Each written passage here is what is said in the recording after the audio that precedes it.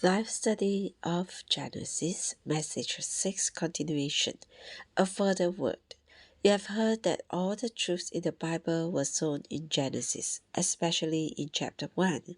As we have seen, Genesis 1 says something about the light, and this light has been developed through the whole Bible.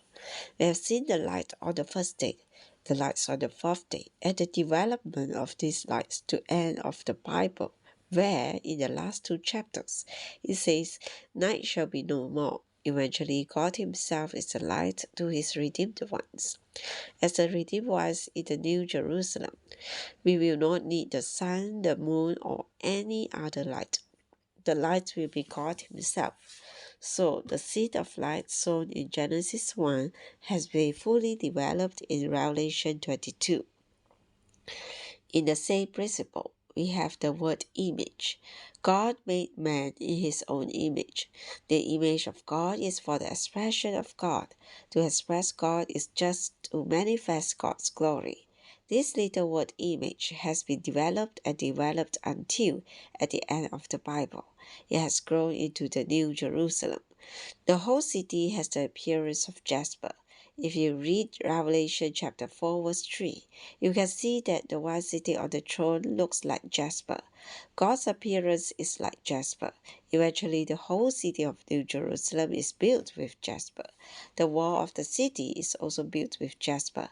From every angle, from every direction, and from every side, the New Jerusalem has the appearance of God. This is the expression of the image of God. This morning, while we were prayer reading, Brother I asked me about the four living creatures in Ezekiel chapter 1 verse 5 and 10 and Revelation chapter 4 verse 6 and 7. In Ezekiel, each living creature has four faces. The front face is a man, the rear face is an eagle, the right face is a lion, and the left face is an ox. However, if you go on from Ezekiel to Revelation chapter 4, you see a little difference. There, each of the four living creatures has only one face. The first is not a man, but a lion. The second is not an ox, but a calf. You know the difference between an ox and a calf. An ox is older. This is strange. In my opinion, the ox in Ezekiel should be a calf, and the calf in Revelation should be an ox. First the younger, then the older. But the Bible first mentions the older and then the younger. First the ox, then the calf. I tell you, we Christians are not going to be older but younger. The more we grow, the younger we are.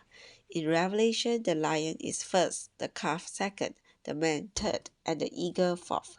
Brother I asked me why there is this difference between Ezekiel and Revelation. The reason is that the order of the living creatures in Revelation is according to the order of the four Gospels. In Matthew, we have the lion, the king. In Mark, we have the servant, the slave, the calf. In Luke, we have the man. In John, we have God, the sovereign eagle. What does this mean?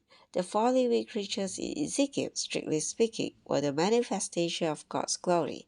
In the conference we had on Ezekiel, we covered Ezekiel 1 and saw how the four living creatures were the manifestation of God's glory. What is God's glory?